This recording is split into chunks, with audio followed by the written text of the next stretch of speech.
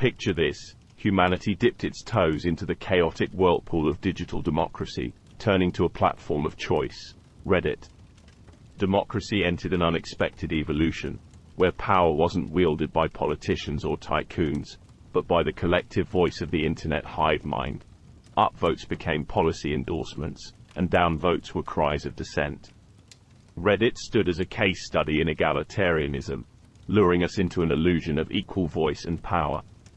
It seemed as if the ideal society was blossoming, a world where popularity, approval points, or karma became the currency of influence and success. In this reality, we encounter our unassuming player, Emily, an average Redditor, caught up between GIFs, memes and hot threads in pursuit of her own slice of influence. Amid the scrolling and upvoting, Emily stumbled upon a post that sent a chill down her spine.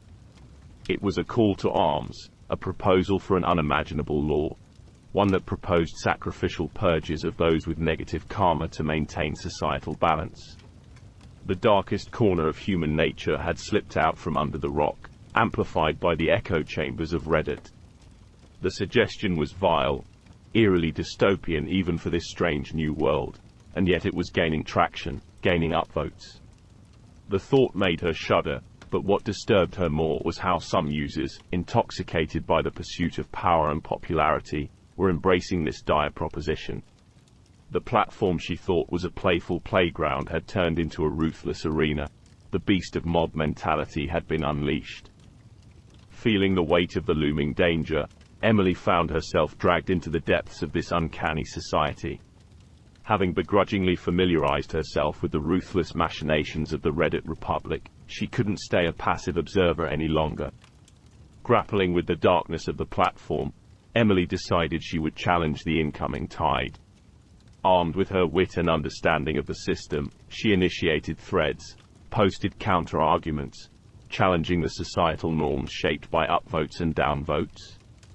She begged fellow Redditors to see reason, to understand the horror of their endorsed policies.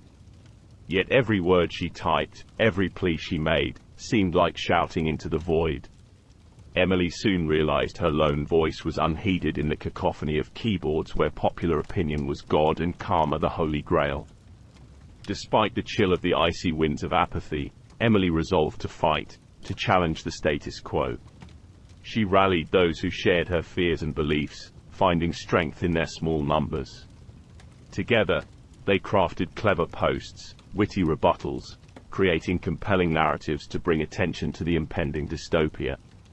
They were the digital David against the Reddit Goliath, fighting against the established norms, trying to shatter the echo chambers, to unmask the mob mentality ruling the platform.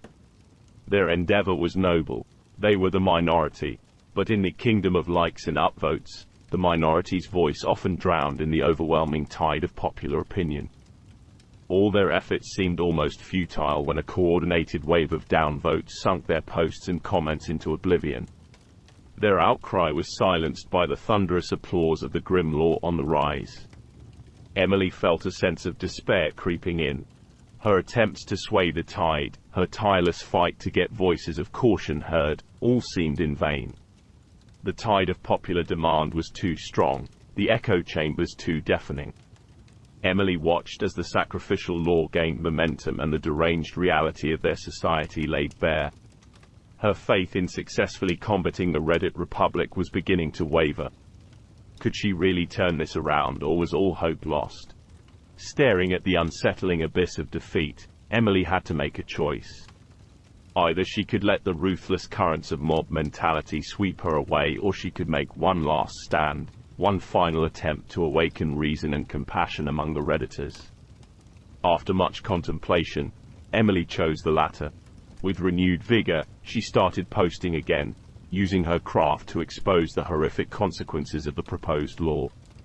In the end, though, Emily was fighting a hydra-headed monster too powerful for her to take down.